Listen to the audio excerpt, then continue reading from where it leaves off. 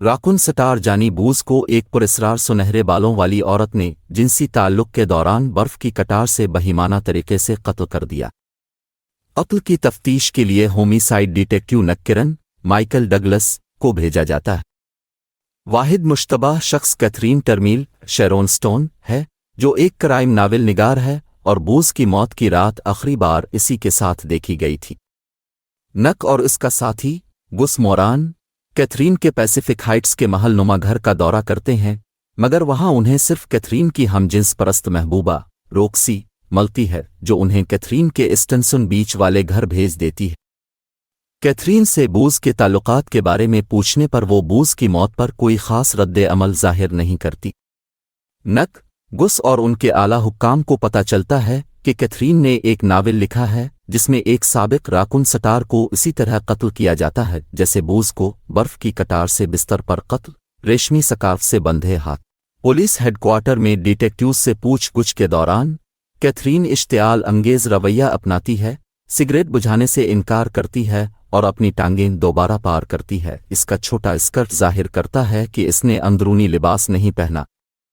نک، جس نے کوکین کے نشے میں 2 سیاحوں کو غلطی سے گولی مار دی تھی، پولیس ماہر نفسیات doctor Beth Garner Jeanne Tripplehorn کے ساتھ مشاورتی سیشن میں جاتا ہے، جس کے ساتھ اس کا افیئر چل رہا ہے۔ تفتیش کے بعد نک اپنے ساتھیوں کے ساتھ بار میں جاتا ہے اور وہاں لیفٹیننٹ مارٹی نیلسن، جو انٹرنل افیئرز کا انسپکٹر ہے اور نک کی زندگی مشکل بنانے پر تلا ہوا ہے، اسے تانا دیتا ہے۔ بیتھ وہاں پہنچتی ہے اور نک اس کے ساتھ چلا جاتا ہے۔ وہ اس کے اپارٹمنٹ میں جاتے ہیں جہاں جارحانہ جنسی تعلق زبردستی میں بدل جاتا ہے۔ نک کو پتہ چلتا ہے کہ کیتھرین کی ماضی میں مشکلات رہی ہیں۔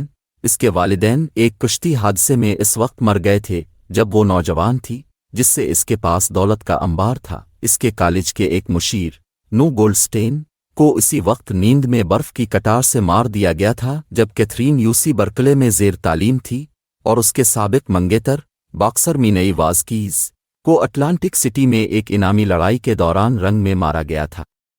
نک کو یہ بھی پتہ چلتا ہے کہ کیتھرین قتل کے مرتکب افراد کے ساتھ دوستی کرنے کی عادی ہے، جن میں ہیزل ڈوبکنس شامل ہیں، جو اپنے شوہر اور بچوں کو بظاہر بغیر کسی وجہ کے چاقو کے وار کر کے قتل کر چکی ہے۔ کیتھرین کے گھر کے دورے کے دوران وہ نک کو ایسی معلومات کے ساتھ چھیڑتی ہے جو صرف پولیس ماہر نفسیات بیتھ کے پاس ہونی چاہیے۔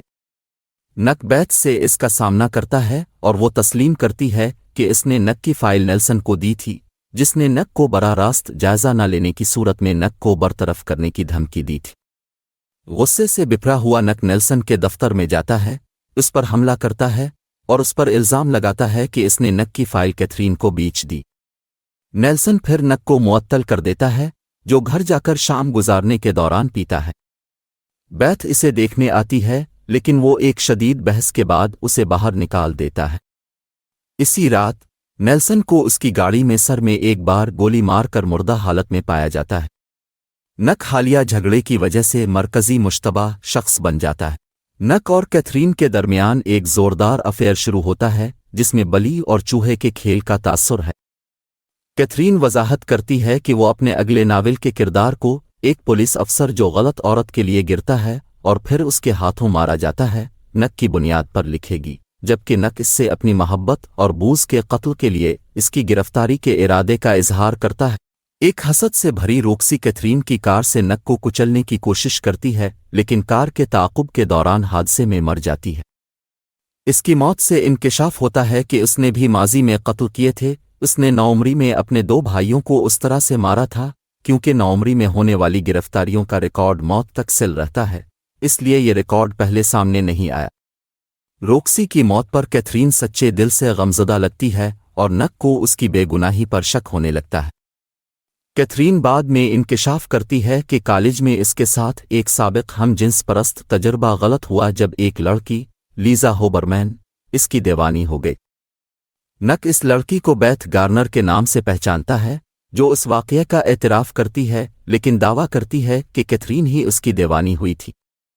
یہ بھی معلوم ہوتا ہے کہ بیتھ کا شوہر بھی ایک حل نہ ہونے والے ڈرائیو بائی شوٹنگ میں مارا گیا تھا، جسے 38 کی لیبر ریوالور سے گولی ماری گئی تھی۔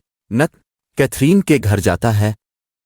کیتھرین کے کمرے میں آنے سے پہلے وہ پرنٹر پر کیتھرین کے نئے جاسوسی ناول کے آخری صفحات دیکھتا ہے۔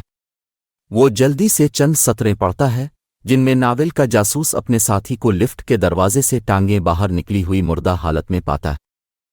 کیتھرین اندر آتی ہے اور وضاحت کرتی ہے کہ اس نے اپنا ناول مکمل کر لیا ہے اور سرد مہری سے افیئر ختم کر دیتی ہے۔ افسردہ نک گس سے ملتا ہے جس نے کیتھرین کے کالج روم میٹ سے ہوٹل میں ملنے کا انتظام کیا ہے تاکہ کیتھرین اور بیتھ کے درمیان واقع کیا ہوا تھا معلوم ہو سکے۔ جیسے ہی نک کار میں انتظار کرتا ہے گس ہوٹل کی لفٹ میں داخل ہوتا ہے۔ لفٹ سے باہر نکلتے ہی ایک نقاب پوش شخص چھلانگ لگا کر اس کی گردن میں برف کی کٹار سے متعدد بار وار کر دیتا ہے۔ نک سمجھتا ہے کہ کچھ گڑبڑ ہو رہی ہے اور عمارت کے اندر بھاگتا ہے، لیکن گس کو بچانے میں بہت دیر کر دیتا ہے اور اسے لفٹ کے دروازے سے ٹانگیں باہر نکلی ہوئی مردہ حالت میں پاتا ہے۔ فرش کی چرچراہٹ سن کر نک گس کی بندوق پکڑتا ہے اور بیتھ کو راہداری میں کھڑا پاتا ہے جو وضاحت کرتی ہے کہ اسے گس سے ملنے کا پیغام موصول ہوا تھا۔ نک شک کرتا ہے کہ اس نے گس کو قتل کیا ہے اور جب بیتھ اپنی جیب میں ہاتھ ڈالتی ہے تو وہ اسے گولی مار دیتا ہے۔ بیتھ آخری سانس میں نک سے کہتی ہے کہ وہ اس سے محبت کرتی تھی۔ افسردہ نک اس کی جیب چیک کرتا ہے اور صرف اس کی چابیاں پاتا ہے۔ پولیس پہنچتی ہے اور سیڑھیوں میں ایک سنہری وگ، SFPD کی رین کوٹ اور برف کی کٹار جو گس کے قتل میں استعمال ہوئی تھی پاتی ہے۔ یہ نتیجہ اخذ کرتی ہے کہ بیتھ نے نک کے آنے کی آواز سن کر اشیاء پھینک دی تھی۔ بیتھ کے اپارٹمنٹ کی تلاشی سے بوز، گس، نیلسن اور غالباً اس کے اپنے شوہر کے قتل کے ثبوت مل جاتے ہیں، ایک مماثل ریوالور، کیتھرین کے ناول اور مصنفہ کی زندگی کی تصاویر۔ پولیس ہیڈ کوارٹر میں تمام دوسرے ڈیٹیکٹیوز جلدی سے کہانی کو جوڑ لیتے ہیں اور نتیجہ اخذ کرتے ہیں کہ بیتھ ہی قاتل تھی۔ نک اپنی میز پر بیٹھا، الجھن میں اور افسردہ